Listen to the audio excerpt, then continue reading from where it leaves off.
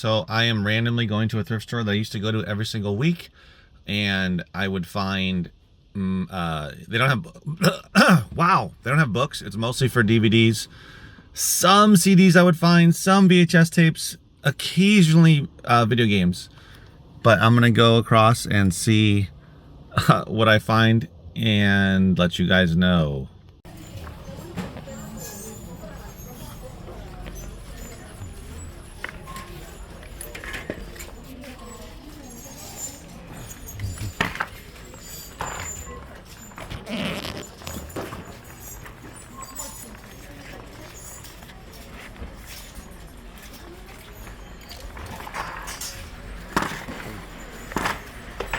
Uh-oh, I don't have very many DVDs.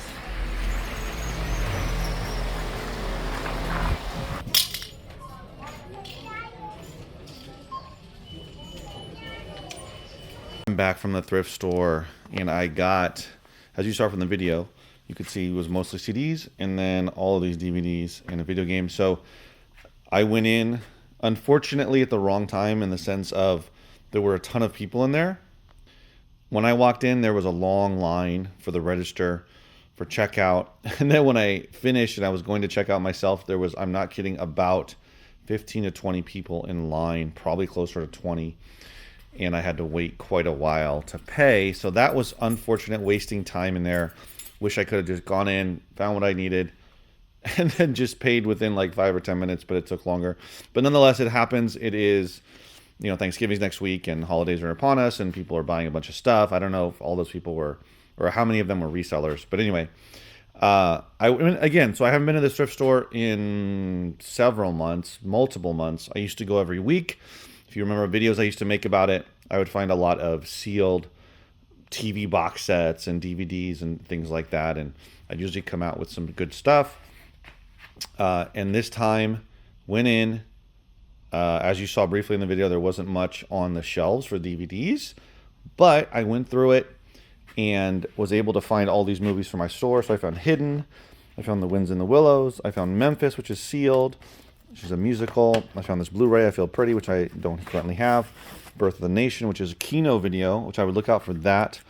What do you call it? Well, that brand or production company, I'm not sure what. But Kino Video has some higher dollar DVDs. This one's like about 15 bucks on eBay. I'm going to put it in my store. The artwork's a little bit frayed here, but nonetheless, I got this. So I got this for, this was 99 cents, but I got it for 75. This was, I believe, yeah, this was 50. No, this was 75% off. Yes. So that was not, that was what, 50 cents. This one was 75 cents, and these were $1 each. And I got a bunch of CDs, some of them for personal and some of them to sell in my store. This one, if you're, Slick Rick is a rapper from back in the 80s, and this is a sealed copy of The Great Adventures of Slick Rick, 30th Anniversary Remastered Deluxe Edition, 5 unreleased tracks. This one actually varies as to what it goes for, but around 20-ish bucks on eBay with it sealed like this. So that was a good find. But the find, which you've probably already seen now, of the day was a video game. And this, guys, believe it or not, was just sitting on the shelf. Now, the funny thing is, they had this stuck with the Blu-rays. So somebody priced this thinking it was a Blu-ray. Or maybe they didn't think it was a Blu-ray, but they put it with the Blu-rays. And instead, it's a PS4 game, Skylanders Trap Team. Doesn't even have a barcode on the back. I haven't been to this place in months, and I know for a fact resellers go there, because when I would go regularly, I would see other resellers, including ones that would look at the media. The only media they have are, like I said, DVDs, Blu-rays, video games, VHS, CDs, and records. They don't have any books. But this was just sitting there, and if you're familiar with video games, you will know that this one goes for great money. Just the game alone, just the disc. And I not only have the disc, I have the case, and I have the artwork. So this goes currently on eBay for around $60, $65. Talking about sold prices. Some have sold for less. Some people only have the disc or have the disc and the case, but not the artwork.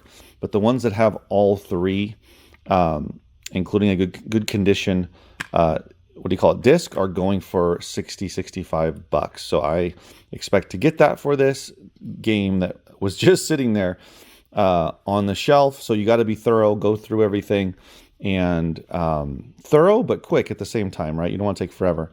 And I was surprised to find a lot of CDs that I was interested in personally, as well as for resale. But this was definitely the jewel. So I spent 27 bucks on everything, but this alone, let's say sell it for 65, make around 50 bucks. So I'll make, 25-ish bucks profit just off that one. That'll pay for everything else. And then, like I said, I have a couple of CDs. This one I'm going to decide whether or not what I'm going to do with it, but I have some others that I'll put in the store. And of course the DVDs that are sitting here. This one I can probably get, I don't know, $6-7 for. This is just a $3 one. These are just this one's $3. This one's like $3 or $4. This one's another $2. So I'll still make some decent money off of it. But the thrift stores, definitely, it doesn't matter if other resellers have gone there. You can still walk in and you can still find some good stuff, regardless of if you haven't gone for a while. If you go it depends on the thrift store, right? If you go every single day, there's some thrift stores that they still put out new stuff every day. Others that maybe, a couple times a week, that kind of thing. This particular thrift store is very busy, whether it's the holidays or not. It just happens to be super busy right now during the holidays, a week and a half out from Thanksgiving. And like, what, 5 weeks, less than 5 weeks from Christmas. So that would make sense. But even if you go in the summer, whatever, it's still a busy thrift store. I used to go, like I said, in the morning when they would open at 9, one day a week, and there would be a line of people. If you got there right at 9, 10 or 12, 15 people, and then it would be pretty busy. But I would always find stuff. Not many people would go to the media, mostly what I was looking for was DVDs, Blu-rays, and if I could land a video game, that would be great. And then just look at the CDs as well. I've also found some great vinyl records there as well, which I've made some other videos about in the past. So I just kind of, it's near my second bookstore. So I just was like, oh, why don't I drop in there? I haven't been there in a while. And this is what I found. So no excuses about other resellers. Go to your places, that kind of thing. If you know what to look for, if you're there when they're putting out new stuff, you should do well. And it's also about being consistent, right? If you go once in a while, this isn't my main source of inventory because I have my, my store. I'm able to get new inventory that comes in, donations, trades, and buys. Lately, I've been getting donations like I've made past videos about, including all these DVDs, which I'll share with you, which was a donation last week, and I have not gone through them yet. I'm still sorting them. And then I have another box down here, which is all kids stuff, kids DVDs from that same donation. So I've built up that funnel, and it's not every single day I get a donation, but I get enough that I keep having new inventory to go through while I continue the process of finishing all of the inventory that I have in my store here that I've piled up, like I've talked about, which is what's left in there in the bathroom, which is all those CD sets that I have to go through and put together and then finally list on eBay. And as I continue to list stuff over here and fill up all these boxes, which I've done with all the, like all the Book of the Month Club stuff and books and whatnot. Book of the Month. It's actually not club. It's Book of the Month books. And then over here, I'm going to start going through those. So anyway, it doesn't matter where you go. If you're just starting out, if you're doing it for a while, but if you're consistent, you find a thrift store, thrift stores. You should probably have a route if you're doing the thrift stores. If you're going to garage sales or estate sales, some parts of the year are better than others, but there's always something like that going on, especially estate sales. There's always estate sales. Garage sales and yard sales are kind of, they're not always happening, but estate sales should be. And thrift stores are always open if you find the best ones. And the best ones, as far as I'm concerned, are the ones that are restocking all the time and they have lots of people in there. The ones you see that have lots of people, the better. It's fine. You just got to get in there and find what you sell. But just be consistent. That's all I got to say. All right, guys. Thanks for watching. I'll see you in the next video. Before I ship all this stuff out, I wanted to make this part of this video. I had all of these sales on eBay in over the weekend, rather. I don't know whether it's like 12 or 13 or something. including this book. And then I also sold my first lot of all of those Book of the Month Club books, which I made the other video about. And then I sold one of the lots that I listed. It was a Roger Whittaker CD lot. 14 of his CDs, sold them for $21.99 plus shipping. So that sold pretty quickly since I listed it. And then the main thing I wanted to share with you, though, because I did have some CDs. This one was good. This was signed. It sold for like 35 bucks. None of the others were really that big. Nothing super important to talk about or in terms of high profit except for this one. So this one sold. This is called Knights Black Agents by Fritz Lieber Jr., and he signed it. Here's the signature. This was picked up. This has probably been listed for 2 to 3 years. It's quite possible longer, but at least 2 to 3 years. It's from 1947, and it's obviously I believe it's the first edition. It's of course the dust jacket included in great shape, and it's signed, so it's rare. I had it listed for $400, and I got what do you call it? An offer over the weekend for $175 plus shipping, so I took it.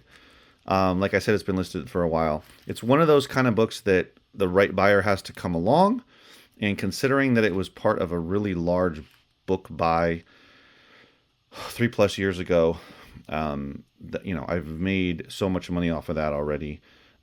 This is all just extra gravy on top of it, extra profit, and it's been listed for so long. You just gotta take offers sometimes. Even if it's much less than you thought you would get. And when I did a quick little search on eBay and saw that it just was unlikely that I was going to get what I was asking for it. And so I was still happy to sell it for that amount of money. So, if you have, or don't be scared of the long tail vintage collectible books. Typically, they're either signed, they're a first edition, first printing. They're often have dust jackets, the first printings do, the hardcovers. Sometimes it can be some paperbacks as well that can be worth a lot of money as well. I mean, this one too was paperback, and it was signed by this guy. And that was sitting at the bookstore, this one here, and sold for like 35 bucks. That was up for a little while, not nearly as long as this one. So just keep that in mind. I wanted to include this in the video before I ship it off.